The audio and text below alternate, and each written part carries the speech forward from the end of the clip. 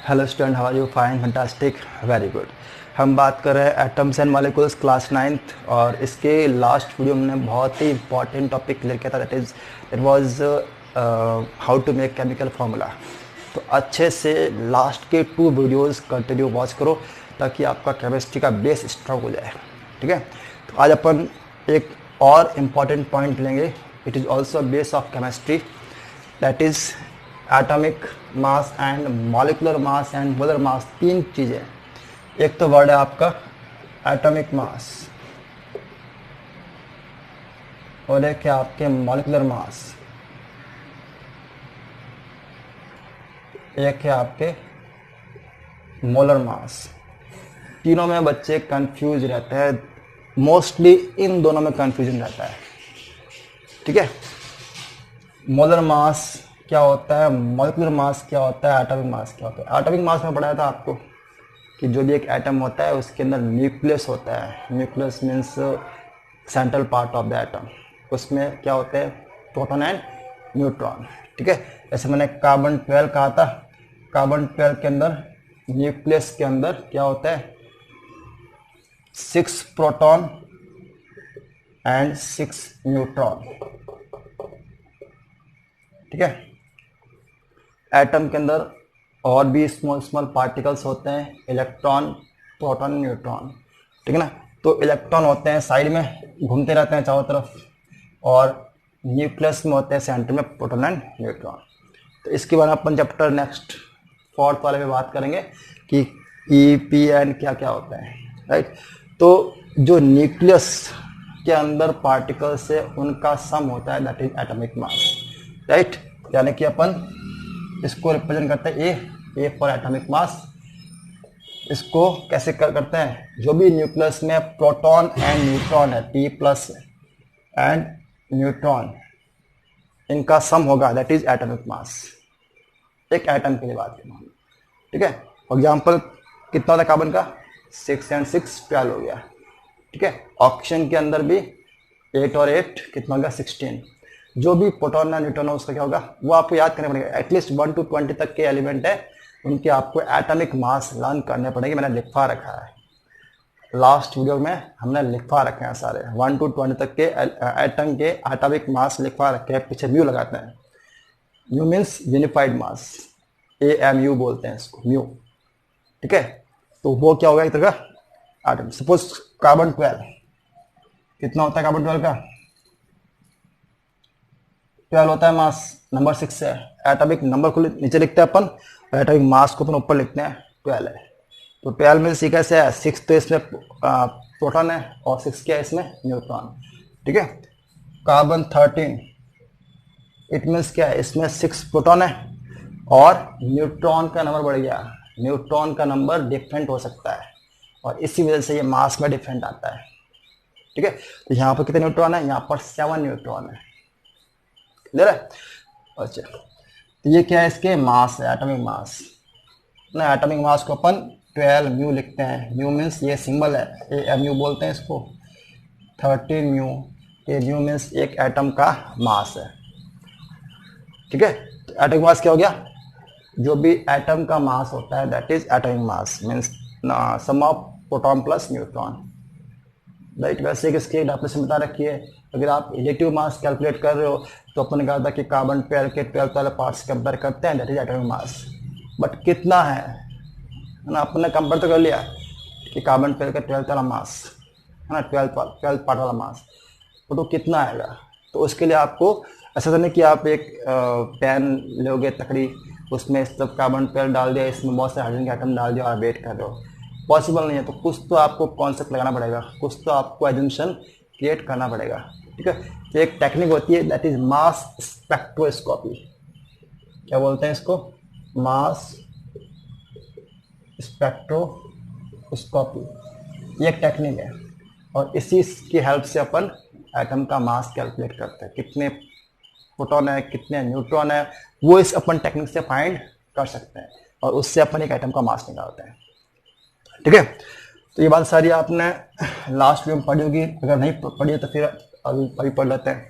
तो यहाँ कार्बन 12 कितना मास है, 12 न्यू। 12 मीन्स भी एक एटम का मास है। राइट, और यहाँ कितना है 13 न्यूटन, एक एटम का मास, राइट। अगर ऑक्सीजन है 16 न्यू, तो मीन्स ये एक ऑक्सीजन का एटम का मास है 16 न्यू, ठीक है। तो ये तो गया एटॉमिक मास, ठीक है। फिर है ये क्या हो गया, sum of proton and neutron in nucleus, ये हो गया एटॉमिक मास। फिर एक नेक्स्ट है मॉलिक्यूलर मास। मॉलिक्यूल क्या होता है, atom when combine they make molecules, molecule of element, molecule of compound, या आपने लास्ट में बात कर रखी है, ठीक है। तो मॉलिक्यूलर मास क्या होता है, mass of one molecule, one molecule, molecule means क्या होगा, मॉलिक्यूल में एक एटम भी हो सकता है, मॉलिक्यूल के अंदर ज्यादा एटम भी हो सकते हैं। अगर एक एटम है तो इट मीन्स वो मॉलिक्यूल ऑफ एलिमेंट है ना। एलिमेंट के अंदर भी टू टाइप के होते हैं, 2-3 टाइप के होते हैं ना, मोनोमॉलिक्यूल, डायमॉलिक्यूल, ट्राइमॉलिक्यूल, पॉलीमॉलिक्यूल्स, ठीक है। तो ये सारी बातें अपने कर रखी है लास्ट में। तो मास ऑफ वन मॉलिक्यूल्स, अगर मैं कहता हूं कि S2 hydrogen gas S2 form में रहती है, एक मॉलिक्यूल है, एक मॉलिक्यूल है S2 का, एक मॉलिक्यूल, ठीक है। इसमें 2 एटम आ रहे हैं, है ना। एक एटम का, एक H का होता है 1 म्यू, दो कितना हो गया 2 म्यू। तो ये 2 म्यू क्या है, it is the molecular mass, right. Oxygen O2, एक ऑक्सीजन कितना होता है 16 म्यू, वो कितना हो गया 32 म्यू। तो ये जो मास दिख रहा है 32 म्यू, ये एक ऑक्सीजन के मॉलिक्यूल का मास है, ठीक है। Cl2 गैस फॉर्म में रहती है ना, Cl2 कभी भी chlorine gas Cl single atom में नहीं रहती है, 2 एटम कंबाइन रहेंगे। ऑक्सीजन भी एक एटम में नहीं रहेगी, 2 एटम कंबाइन रहेंगे। तो यहाँ पर एक Cl का होता है 35.5, दो कितना हो गया, डबल कर दो इसका 71। ये जो दिख रहा है ये सारे मॉलिक्यूलर मास है, मॉलिक्यूल के मास है। अगर H2 लिखता हूं मैं, है ना, एक H का होता है 1, दो कितना हो गया 2, और एक ऑक्सीजन कितना हो गया 16, तो 2 + 16 कितना हो गया 18 म्यू, 18 म्यू। तो ये क्या एक मॉलिक्यूलर मास है, ठीक है। अगर मैं लिखता हूं यहां पर H2SO4, एक बड़ा मॉलिक्यूल आ गया सल्फ्यूरिक एसिड, राइट। तो H का कितना होता है 1। तो ऐसी कंडीशन आती है, एक बड़ा फॉर्मूला आता है, तो उस कंडीशन में आप सारे आइटम को खोल दो, ठीक है। तो इसमें कितने H + H, 2 H हो गए, एक सल्फर है S, ऑक्सीजन कितने 4, तो oxygen plus oxygen plus oxygen plus oxygen. अब हर एक आइटम का आप मास लिखो, वो आपको याद करने पड़ेंगे 1 to 20 तक, ठीक है। तो एक H का होता है 1, तो 1 + 1 प्लस सल्फर कितना होता है 32, ऑक्सीजन 16 + 16 + 16 + 16, ठीक है। अब इन सबको ऐड कर दो, ठीक है। तो कितना गया 48, हाँ कहाँ से 48 हो गया 64 + 32 + 2, ठीक है। तो 34 + 64 8 9 98 म्यू। ये तो ये क्या है, सल्फ्यूरिक एसिड के एक मॉलिक्यूल का मास है, that is molecular mass, right. तो कितना गया 98 म्यू। अगर मैं कहता हूं कि HNO3 या फिर एक और लेते दूसरा, थोड़ा डिफिकल्ट ले रहा है, कैल्शियम हाइड्रोक्साइड ये ले रहा है, ठीक है। इसमें आपको मॉलिक्यूलर मास निकालना है ना। मॉलिक्यूलर मास में एटॉमिक मास और मॉलिक्यूलर मास में पीछे हमेशा म्यू लगाना है, क्या लगाना है आपको म्यू, ठीक है। इसके बारे में बाद में बात करेंगे, राइट। तो इससे कितना होगा, कैल्शियम कितना होगा, कैल्शियम होता है 35.5। अब यहां पर ये ब्रैकेट के बाद 2 लगा हुआ है, तो ऑक्सीजन मीन्स 2 एटम है, कितने एटम ऑक्सीजन के 2 एटम है, ठीक है। तो इसको आप ऐसे लिख लो फॉर्मूले को, Ca + ऑक्सीजन के कितने 2, तो 2 मल्टीपल ऑक्सीजन प्लस H कितने हैं 2 है, तो 2 मल्टीपल H, तो ये होता है 35.5 प्लस ऑक्सीजन का 16, तो 2 मल्टीपल 16 प्लस H का होता है 1, तो 2 मल्टीपल 1, कितना हो गया इधर 2, इधर 32, इधर 35.5। अब सॉल्व करना है 5 पॉइंट, ये इधर 9 हो गया, इधर 3 और 3 69.5 म्यू, ये कैल्शियम हाइड्रोक्साइड का फॉर्मूला है, मतलब मॉलिक्यूलर मास है। ठीक है, तो ये ऐसे निकालते हैं मॉलिक्यूलर मास, राइट। तो इन ऑल वे हम कह सकते हैं कि क्या होता है मॉलिक्यूलर मास। एक और डेफिनेशन बनती है, यहां लिख रहा हूं मैं, मास और sum of mass, sum of mass of all atom in a molecule.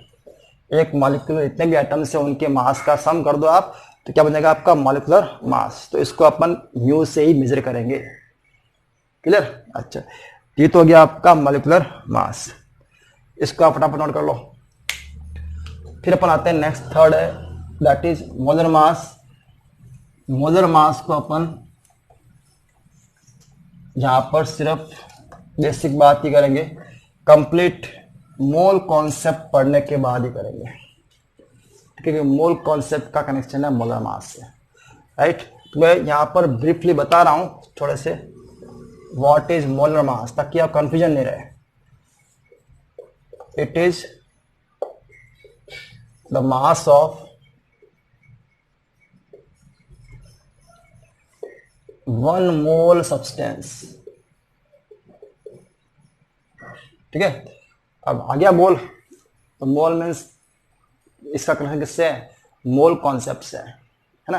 तो आपको मोल पता होना चाहिए इसके लिए। मोल मीन्स एक नंबर ऑफ पार्टिकल्स है, कितने पार्टिकल्स। अगर मेरे पास यहाँ बहुत सारे ऑक्सीजन के मॉलिक्यूल्स, मेरे पास एक बॉक्स पड़ा है, इसमें बहुत सारे ऑक्सीजन के मॉलिक्यूल्स, ऑक्सीजन गैस भरी हुई है, ठीक है। ये सब मॉलिक्यूल्स है, एटम नहीं है, मॉलिक्यूल है, ठीक है।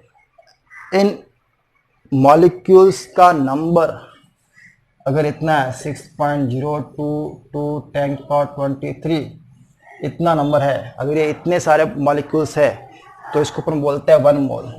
क्या बोलते हैं इसको, 1 मोल। तो मोल मीन्स एक नंबर ऑफ पार्टिकल्स है, नंबर ऑफ आयंस है, number of electron, number of proton, है ना, number of atoms, whatever, right. तो अपन इसके बारे में आगे बात करेंगे अच्छे से। फिलहाल तो यहाँ पर क्या मोलर मास क्या होता है कि it is the mass of 1 mole substance. 1 mole substance का मास क्या है, दैट इज मोलर मास। इसके लिए अपन पीछे लगाते हैं ग्राम, है ना, क्योंकि बहुत सारे पार्टिकल्स आ चुके हैं इस बार, राइट। अच्छा, फॉर एग्जाम्पल अगर मैं लिखता हूं वाटर H2O, है ना, तो वाटर का मॉलिक्यूलर मास कितना है, दैट इज 18 म्यू। इसका मोलर मास भी इतनी होगा। मोलर मास हमेशा मॉलिक्यूलर मास के इक्वल ही होता है, ठीक है, क्लियर।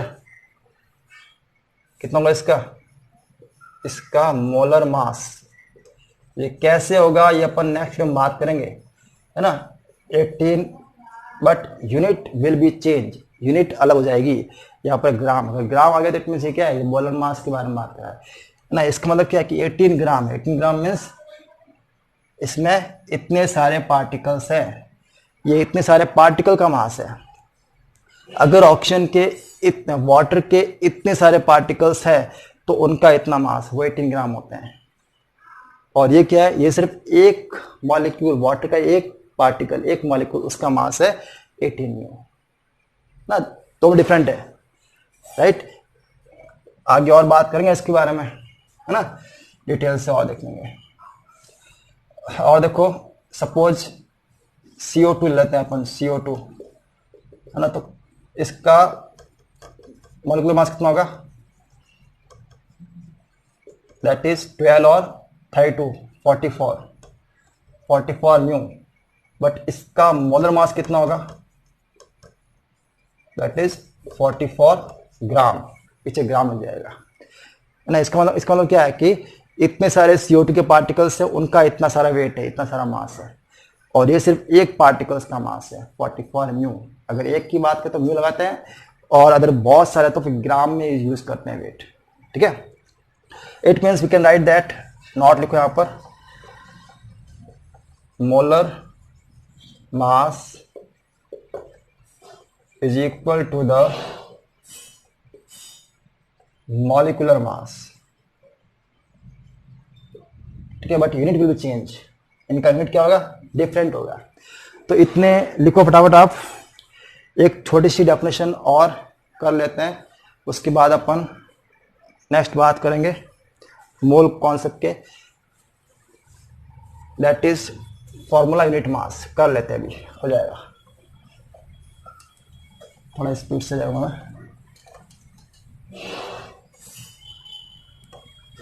फॉर्मूला यूनिट मास,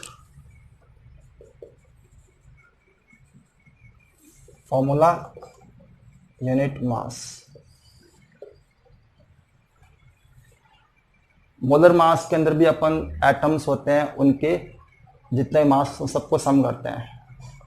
मॉलिक्यूलर मास के अंदर भी अपन एटम्स होते हैं, उनके मास को सम करते हैं। ठीक है, बट यूनिट का ही डिफरेंट है, उसमें आता है ग्राम, और मॉलिक्यूलर मास में आता है पीछे न्यू आता है। ठीक है, अब एक ये फॉर्मूला यूनिट मास, ये भी क्या है, ये भी सेम चीज़ ही है, बट हल्के से डिफरेंट है। कुछ फॉर्मूले होते हैं उनके लिए ही डिफरेंट है ये। ठीक है, ये क्या होता है, it is the mass of, it is the sum of mass of atoms in given chemical formula. ठीक है, कोई केमिकल फॉर्मूला है, उसका जो एटम्स होते हैं उनका मास को अपन बोलते हैं फॉर्मूला यूनिट मास। राइट, ये बिल्कुल इक्वल आता है किसके, मोलर मास की या मॉलिक्यूलर मास के इक्वल आता है ना। सपोज अगर वाटर है तो वाटर फॉर्मूला क्या है, H2O, तो इसका मोलर मास क्या आएगा, दैट इज 18 ग्राम। इसका मॉलिक्यूलर मास कितना आएगा, दैट इज 18 म्यू। इसका फॉर्मूला यूनिट मास कितना आएगा, that is 18 mu. Right, but कुछ ऐसे कंपाउंड होते हैं, केमिकल होते हैं, जिनका फॉर्मूला यूनिट मास डिफरेंट आ सकता है। ऐसे कंपाउंड जो कि अपने आप में डाइमर फॉर्म में रहते हैं। यहां पर एक वर्ड आ रहा है dimer, some compound which make dimer in solution. ये बहुत ही इंपॉर्टेंट है, उनके लिए ये फॉर्मूला यूनिट मास डिफरेंट आएगा मोलर मास से या फिर मॉलिक्यूलर मास से। ठीक है ना, फॉर एग्जाम्पल CH3COH, ये एक ऐसा केमिकल है। ठीक है, इसका कितना आ चाहिए मॉलिक्यूलर मास, इसका होता है 12 कार्बन का C। इसको मैंने कहा था पहले खोल दो आप पूरा आइटम को, C+, इसमें कितने आ चाहे 3 है ना, 3 मल्टीपल, सब खोले तो सही रहेगा, H+H+H, एक और C आ गया C+, 2 ऑप्शन O+O+, H है। यहाँ पर 12 + 1 + 1 + 1 + 12 + 16 + 16 + 1, सबको ऐड कर दो। ठीक है, तो 12 और ये 12 हो गया 24, 24 ये हो गया 3 और ये 1 4 और ये हो गया 16 16 32। ठीक है, तो कितना हो गया 28 और 32, 60 आ गया। कितना आ गया 60 आ गया इसका। अगर ग्राम लगा रहा हूं तो ये मोलर मास है, और अगर म्यू लगा रहा हूं तो फिर वो क्या है, मॉलिक्यूलर मास है। राइट, बट इसका formula unit mass will be different. क्यों, क्योंकि ये जो मॉलिक्यूल होता है ये पानी के अंदर ऐसे सिंगल मॉलिक्यूल में नहीं रहता है, कभी भी ये ऐसे अकेला नहीं रहता है, ठीक है ना। ये दो मॉलिक्यूल आपस में से पेयर बनाते हैं, जोड़ा बनाते हैं, जुड़े रहते हैं आपस में बाय द हाइड्रोजन बॉन्डिंग, ठीक है ना। हाइड्रोजन बॉन्डिंग से आपस में जुड़े हुए रहते हैं, इसी वजह से एक डाइमर बनता है। क्या बनता है? Dimer, right. तो इस केस में आपको इसका डबल करना पड़ेगा, है ना। तो उस केस में इसका फॉर्मूला क्या होगा? CH3COH twice, right. तो इसका क्या होगा structure? CH3CO double bond OH, एक यहाँ पर, फिर एक यहाँ पर, एक और मॉलिक्यूल आएगा HO, फिर C डबल बॉन्ड O, यहाँ पर एक और मॉलिक्यूल। तो ये इसका स्ट्रक्चर है ना। CH3COH, CH3COH एसिटिक एसिड बोलते हैं इसको। ये केमिकल इस तरह से डाइमर, दो मॉलिक्यूल आसपास में कनेक्ट रहते हैं। ये जो डॉट दिख रहा है, डॉट डॉट, इसको बोलते हैं हाइड्रोजन बॉन्डिंग। तो इस बॉन्डिंग से आपस में पेयर बनाते हैं। तो पेयर बनाए तो इसका फॉर्मूला क्या हो गया? CH3COH का होल ट्वाइस। तो इस केस में इसका कितना आएगा फॉर्मूला यूनिट मास? फॉर्मूला यूनिट मास कितना आएगा इसका? 120 न्यू, ठीक है। कितना आएगा? 120 न्यू। ऐसा नहीं कि आप 60 नहीं होगा। 60 इज वॉट? ये एक मॉलिक्यूल का मास है, या फिर एक, अगर 1 मोल तो फिर 60 ग्राम मीन्स 1 मोलर मास है, ठीक है। यहाँ पर ये क्या हो गया? 120, it is the formula unit मास, एक फॉर्मूले का मास। यहाँ फॉर्मूला चेंज हो रहा है, कितना हो रहा है? CH3COH का होल पर ये हो रहा है, ठीक है। अच्छा, तो ये सारे पॉइंट। एक और केमिकल भी है, बेंजोइक एसिड। बेंजोइक एसिड, इसका फॉर्मूला होता है C6H5COH। ये भी डाइमर फॉर्म में रहता है, ठीक है ना। तो इसका भी आपको डबल करके फॉर्मूला यूनिट मास निकालना पड़ेगा, लेकिन मोलर मास या फिर मोलिकुलर मास वो एक मॉलिक्यूल का वही रहेगा, राइट। तो इसका आप निकालो कितना आता है। 6 कार्बन का ऐड करना है, 5 H का ऐड करना है, C यहाँ पर ऑक्सीजन का ऐड करना है, H का ऐड करना है, सबका ऐड करके कितना आता आंसर, ठीक है। चलो, तो इतना काम करो, फिर अपन, अच्छा एक होमवर्क दे रहा हूँ मैं, ये होमवर्क है आपके लिए। Calculate the molar mass and molecular mass. आपको मोलर मास और मॉलिक्यूलर मास कैलकुलेट करना। एक तो है HNO3, दूसरा है SCOH, तीसरा है H3PO4, फोर्थ है AlPO4, 5 है HCl।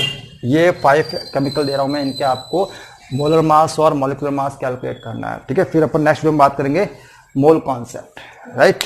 Thank you, have a good day.